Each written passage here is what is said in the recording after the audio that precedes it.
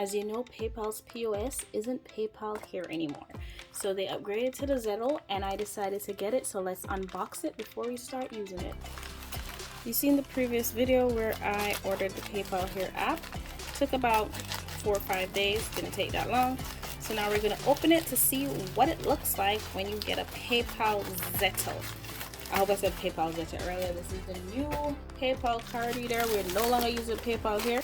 So let's see what we get inside. Voila, okay, this is nice.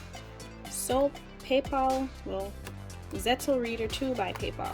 All right, let's get rid of this. Let's see what else goodies are inside. Oh, that's just the end. All right, now let's open the PayPal Zettle box. Right, all right, let's get into it. Boop, boop, boop. Okay, all right. Ooh, wow, all right, that's what it looks like. Let's see what else is here. This is beautiful. Like, I'm obsessed with card readers. You know, I have a bunch of them. Let's see what this comes with. Zettle. Pretty sure these are like instructions, but you know, we don't really use the instructions that much because it's online. So what does it say here? Quick guide. Sign into your PayPal app. Yeah. All right, so we're gonna set that up soon. See what kind of charger it uses. PayPal loves these. I think this is what, a USB-B or something.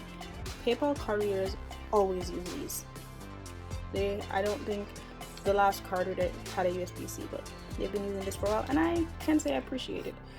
Holding on to tradition. All right, so it comes with the charger, and then it comes through card reader. Let's see the actual size of the card reader. PayPal Zettle card reader.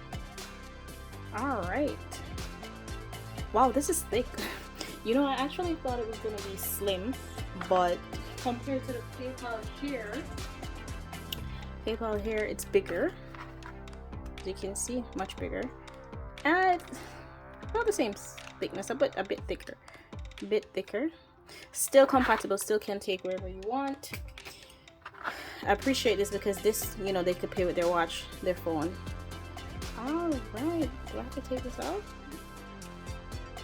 Oh no, this is a part of it. All right, so we're gonna go ahead, pause this, maybe turn it on. It says to sign in, so let's switch to my phone view so you can see that part. Guys, I had a slow moment. I thought this would turn on, but it turns on at top here. So let's look at that. Let's go ahead and turn this on. Let's see what happens. Oh, there it goes. All right, 632. So it does need to charge, if you guys can see it here. It's blinking. I don't know what the hell 632 means.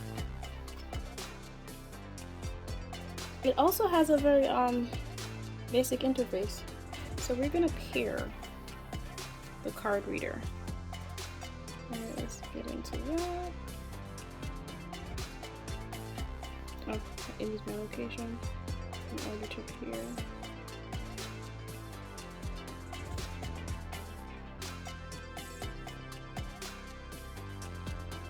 So let's see what goes on there. So it's 632. That's the number. Oh, so that's why 632 was on it. Okay, that makes sense. So 632 is the number. Let's see what comes up. Hope you guys are seeing that. So now I have to click confirm.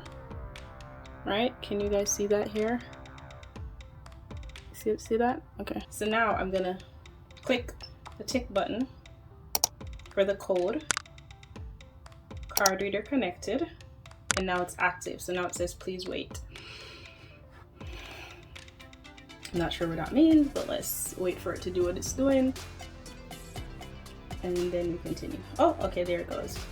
So now it says hello. Still saying active, still loading, downloading software. All right. I clicked the tick. So now that our software updated, we're gonna go ahead and try to do a test purchase. Right, so we're gonna go in to where it says sell, and we're gonna see our products. And from there, we're gonna find a product, click on it, and try to make a purchase. The purchase that I made in the beginning, as you see on the card reader now, that says $5.30. That was my purchase before. I lost that clip, so I redid it, and I couldn't find the same product, so I just did this one for $7, and it added the tax to $7.42. Now it's telling me to tap my card reader on top of it to complete the purchase, which is cool. It's very seamless. So I'm gonna go ahead and test this theory out and actually use my card and tap on top of it to see if the sale goes through. Well, it will go through, but just to see, you know, how it goes. And it didn't work the first time, but I put it back against it again and it did tap, which was amazing.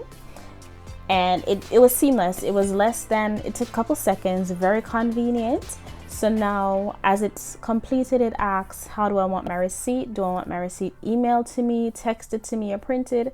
I don't have a printer, so I'm gonna go ahead and select text message since I'm on my phone, so you guys could see what it's like when, you know, a customer receive, or how soon they'll receive a text message after the purchase is complete. Let's enter one of my numbers, maybe my business number. Alright, let's go ahead and enter my business number. Now that we've completed our purchase, we're going to go ahead and send a receipt to ourselves just to see how it will go through, just to see, you know, what it would look like and what the notification is like. So I went ahead and sent a receipt to my business number, and as you can see, the receipt from my previous transaction that I was trying to do came through, but I wasn't able to show us on the film. And now you see the receipt at the bottom as well, where it shows the $7 and change that I spent. So this is just to give an idea of what it looks like to the customer when they receive a receipt. If you guys like this video, definitely stay tuned and check out my video about how to set up the PayPal card reader, and also check out my video on how to purchase the PayPal card reader. All in all, if you're interested in, you know, card reader videos, pop-up shops, skincare business, anything like that, keep posted, subscribe, like, share, and leave a comment. Road to 100 subscribers, so please give me some engagement. Thank you.